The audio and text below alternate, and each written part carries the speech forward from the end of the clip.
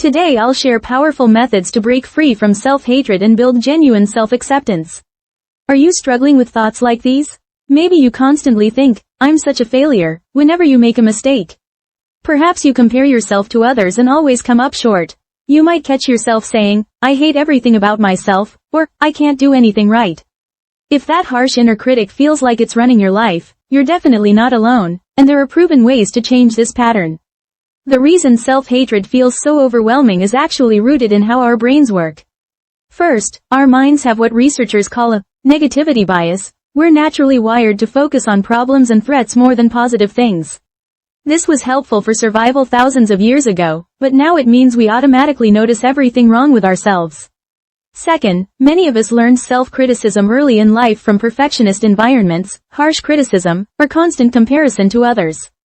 Our brains literally built highways for self-attack thoughts because that's what we practiced for years. Third, we often mistake temporary emotions for permanent truths about ourselves. When we feel sad, we think, I am a sad person. When we make a mistake, we think, I am a failure. But here's the key, feelings are temporary visitors, not permanent residents. The common mistake most people make is trying to fight self-hatred with positive thinking. They try to force themselves to say, I love myself, when they clearly don't believe it. This creates internal conflict and often makes the self-hatred worse. Another mistake is waiting until you feel worthy before you start treating yourself kindly. But actually, kindness comes first, then the feeling of worth follows. The truth is, self-hatred is just a learned habit, and like any habit, it can be unlearned with the right techniques. Let me share the methods that actually work. First, the self-compassion break technique. When you notice self-criticism starting, immediately place your hand on your heart and take 3 deep breaths. Then say to yourself, this is a moment of suffering. Suffering is part of being human. May I be kind to myself right now? The physical touch activates your body's self-soothing system, and the words remind you that struggle is normal, not evidence that you're broken. A research institution found that people who used this technique for just 1 week reported feeling significantly less isolated in their pain. Try this right now. Put your hand on your heart and feel that gentle pressure. That's your nervous system starting to calm down. Second, the best friend reframe method. Every time your inner critic speaks up, ask yourself, what would I tell my best friend if they came to me with this exact problem? Write down what your critic is saying, then write what you'd genuinely tell a friend with compassion. For example, if your critic says, you're so lazy for not exercising today, you might tell a friend, you've been working long hours this week, and rest is important too. Tomorrow's a fresh start. Then read that compassionate response out loud to yourself.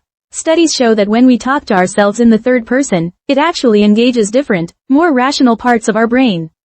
One person who tried this method said, I realized I was meaner to myself than I'd ever be to my worst enemy. Third, the common humanity reality check. Self-hatred makes us feel uniquely broken, but suffering is actually the most universal human experience. When self-attack thoughts hit, remind yourself, I'm having a human experience right now. Think of 3 people you respect who have also struggled or made mistakes. Maybe a teacher who failed a class in college, a successful friend who went through a difficult divorce, or a role model who's talked openly about their challenges. Then say, just like them, I'm learning and growing. This struggle connects me to humanity instead of separating me from it.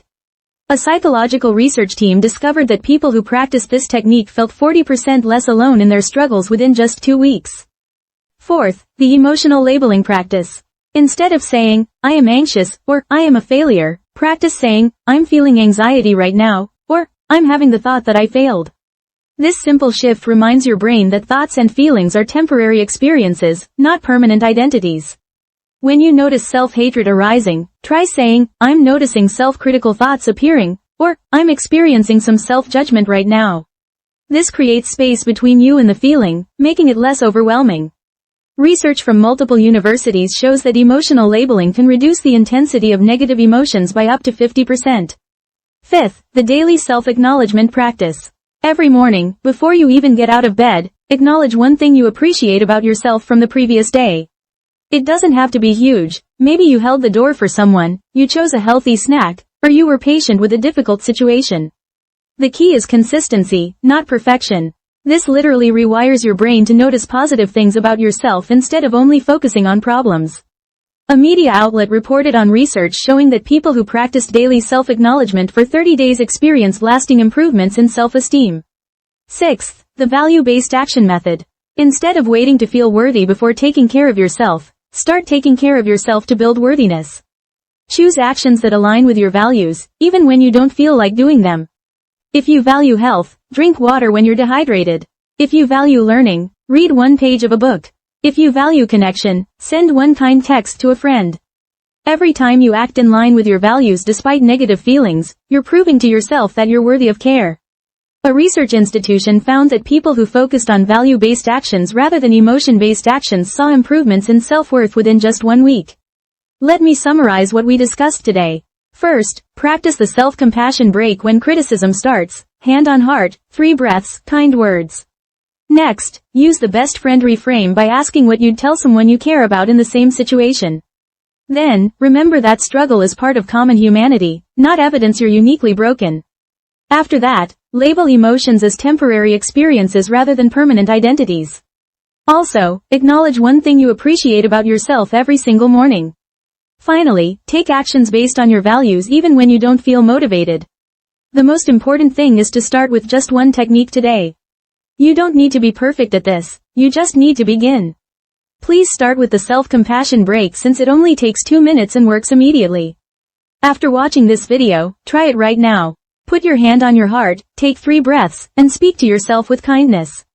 You might feel changes within a week, but remember that self-compassion is a practice, not a destination.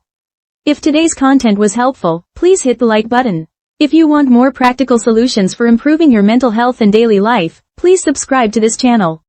Remember, you deserve the same kindness you'd show to anyone else who's struggling. That's all for today. Thank you for watching, and I'll see you in the next video.